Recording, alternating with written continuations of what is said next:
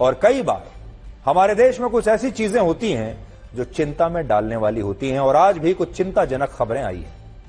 इन तस्वीरों को देखकर आपको यही लगेगा कि ये तस्वीरें शायद किसी ऐसे खिलाड़ी की हैं जिसने भारत के लिए ओलंपिक खेलों में या किसी दूसरी अंतर्राष्ट्रीय प्रतियोगिता में मेडल जीता है, या आपको यह लगेगा कि ये हजारों लोग किसी बहुत बड़े सुपरस्टार को देखने के लिए यहां पर इकट्ठे हुए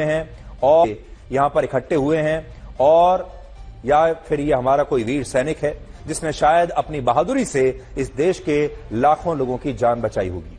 लेकिन हकीकत क्या है वो हम आपको विस्तार से बताएंगे, लेकिन उससे पहले आप ये देखिए, ये अंदाजा लगाइए कि ये हजारों लोग मुंबई की सड़कों पर आखिर किसके लिए इकट्ठा हुए हैं। जैसे मैंने आपसे प्रश्न किया था, ये तस्वीरें देखकर आपको ऐसा लगेगा जैसे हमारे देश का कोई बहुत बड़ा खिलाड़ी ओलंपिक खेलों में शायद गोल्ड मेडल जीतकर वापस घर लौटा है, या ये कोई बहुत बड़ा सुपरस्टार होगा, या कोई बहुत बड़ा ऐसा वीर सैनिक होगा जिसने हजारों लाखों लोगों की जान बचाई है, और अब इस देश के लोग उसकी वापसी पर उसका जोरदार स्वागत कर रहे हैं। लेकिन पहले देखिए तस्वीरें और फिर अंदाजा लगाइए कि ये कौन है।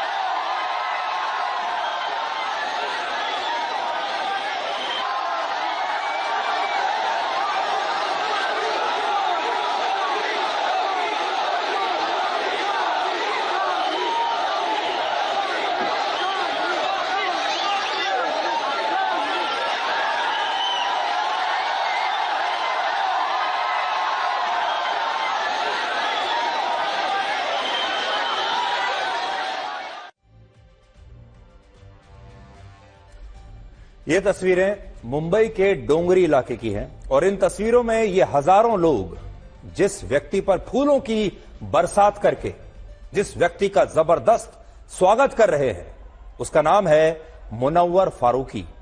मुनव्वर फारूकी एक विवादित स्टैंड अप कॉमेडियन है जिसने अपने करियर की शुरुआत हिंदू धर्म और भगवान राम का अपमान करने के साथ की थी, और फिर यही काम करते करते वो मशहूर हो गया, खबरों में रहने लगा, हेडलाइंस में आ गया, विवादों में आ गया, और फिर बिग बॉस में आया, और इस देश के लोगों ने उसे जिता भी दिया।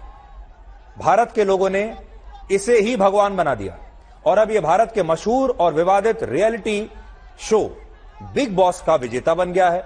और इसे जिताने वाले लोग किसी और देश के नहीं हैं, बल्कि हमारे ही देश भारत के लोग हैं, और इनमें से हजारों लाखों दर्शक जिन्होंने इसे वोट दिया है वो हिंदू धर्म को मानने वाले लोग ही हैं। अब सोचिए, कल्पना कीजिए, जिस स्टैंड अप कॉमेडियन को वर्ष 2021 में हिंदू धर्म और भगवान श्री राम का अपमान करने के लिए मध्य प्रदेश की पुलिस ने गिरफ्तार किया था, उस अपमान को भारत के लोग सिर्फ 3 वर्षों में भूल गए, और मुनव्वर फारूकी को लाखों लोगों ने अपना वोट देकर उसे रियलिटी शो बिग बॉस का विनर बना दिया।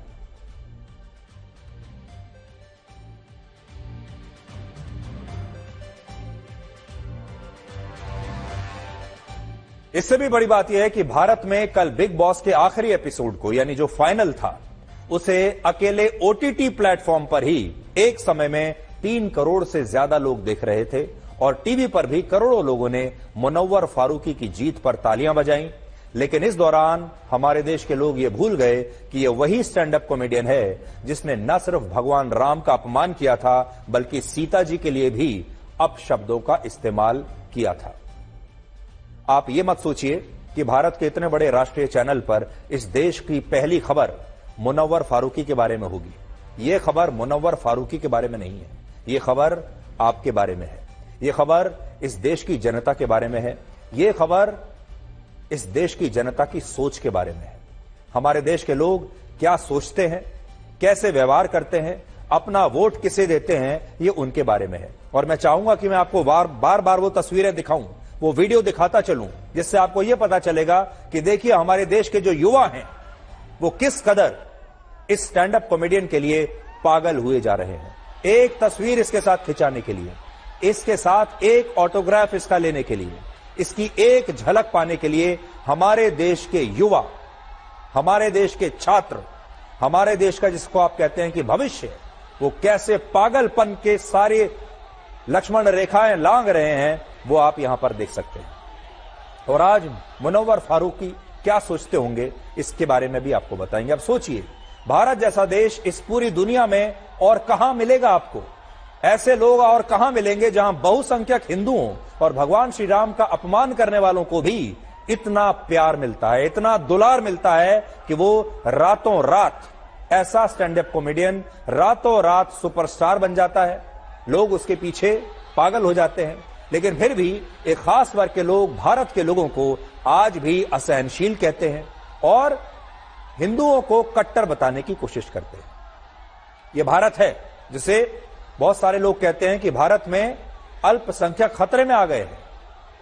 बार बार दुनिया के हर प्लेटफॉर्म पर यह कहा जाता है कि भारत में अल्पसंख्यक खतरे में आ गए हैं। राम मंदिर अभी बना, उसके बाद भी दुनिया भर के मीडिया ने कहा कि वहां तो अब अल्पसंख्यक खतरे में आ गए हैं क्योंकि वहां पर तो मंदिर की राजनीति चल रही है।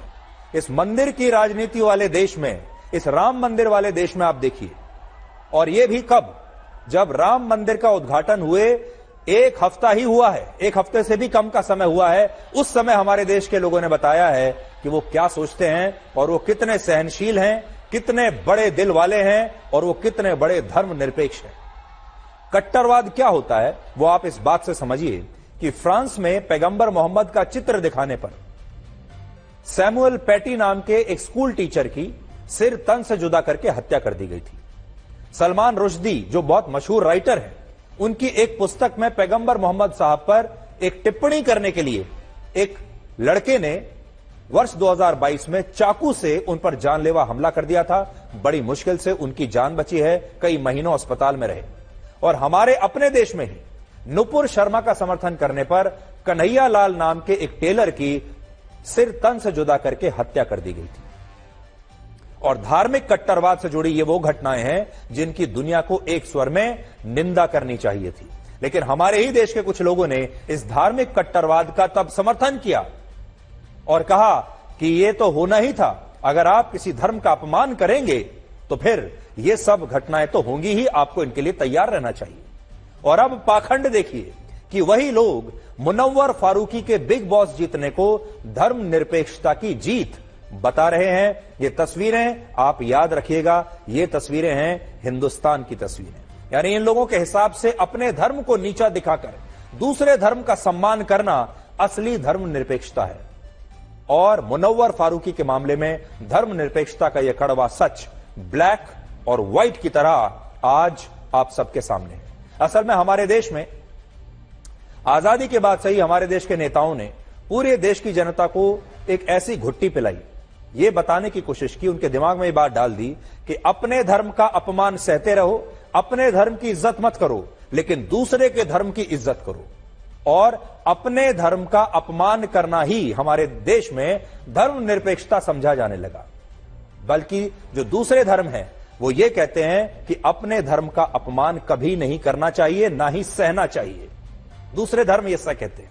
अब यहां सोचने वाली बात यह है कि जिस व्यक्ति ने, जिस स्टैंड अप कॉमेडियन ने भगवान श्री राम के बारे में न जाने कैसी कैसी अपमानजनक बातें कही, सीता जी का मजाक उड़ाया, वो व्यक्ति इसी देश के लोगों के लिए अब एक सुपरस्टार बना हुआ है। और मुंबई के डोंगरी इलाके से आई ये तस्वीरें इसका बहुत बड़ा सबूत है। अब हम नहीं जानते कि आपको इन तस्वीरों पर खुश होना चाहिए कि भारत कितना बड़ा धर्मनिरपेक्ष देश है, भारत की जनता कितने खुले विचारों वाली है और कितनी धर्मनिरपेक्ष है, या फिर आपको इन तस्वीरों को देखकर चिंता होनी चाहिए। मुंबई का डोंगरी वही इलाका है जहां एक जमाने में आतंकवादी याकूब मेमन और आतंकवादी दाऊद इब्राहिम रहा करते थे। ये वही इलाका है और अब इस इलाके से ही ये तस्वीरें आज आई हैं। हालांकि कुछ लोग आज इन तस्वीरों को देखकर ये सवाल भी पूछ रहे हैं कि अगर मुनव्वर फारूकी ने भगवान राम का अपमान ना किया होता तो क्या तब भी बिग बॉस जीतने पर उसे इतनी भीड़ का समर्थन मिलता? आज मुनव्वर फारूकी भी यही सोच रहे होंगे अपने बारे में कि देखिए भगवान राम का और सनातन धर्म का अपमान करने का कितना बड़ा फायदा उन्हें मिला है। वो वर्षों वर्षों तक ऐसे ही स्टैंड अप कॉमेडियन बने रहते, स्टैंड अप कॉमेडी करते रहते और शायद उनका नाम किसी को पता भी ना होता, लेकिन क्योंकि उन्होंने सनातन धर्म का अपमान किया, क्योंकि उन्होंने भगवान श्री राम का, सीता जी का अपमान किया, उनका मजाक उड़ाया, क्योंकि उन पर पुलिस ने एफआईआर कर दी, उन्हें अरेस्ट कर लिया, इसलिए वो रातों रात स्टार बन गए, रातों रात विवादों में आ गए, रातों रात हेडलाइंस में आ गए और बिग बॉस में ऐसे ही लोगों की जगह होती है। और आज इस देश के लाखों लोगों ने अपना वोट इस स्टैंड अप कॉमेडियन को दे दिया। तो हमें तो लगता है इस समय जब ये गाड़ी पर चढ़कर इतने हजारों लोगों का स्वागत देख रहा होगा ये स्टैंड अप कॉमेडियन, तो शायद ये सोच रहा होगा कि मैंने जो किया ठीक ही किया, उसका नतीजा, उसका इनाम आज मुझे मिल रहा है। आज आप सबको यह भी सोचना चाहिए कि अगर हमारे देश में भगवान राम का अपमान करने पर नेताओं को वोट मिलते हैं और बाकी के लोगों को इतनी लोकप्रियता मिलती है, तो फिर हिंदू धर्म और भगवान राम का अपमान करने को इस देश में फैशन क्यों ना माना जाए? ये तो एक फैशन है, इससे फायदा ही फायदा है। अब आप खुद सोचिए, अगर भगवान राम का अपमान करने पर लोग इतने बड़े सेलिब्रिटी बन जाते हैं, इतने बड़े बड़े नेता बन जाते हैं, तो फिर कोई हिंदू धर्म का मजाक इस देश में क्यों नहीं उड़ाएगा?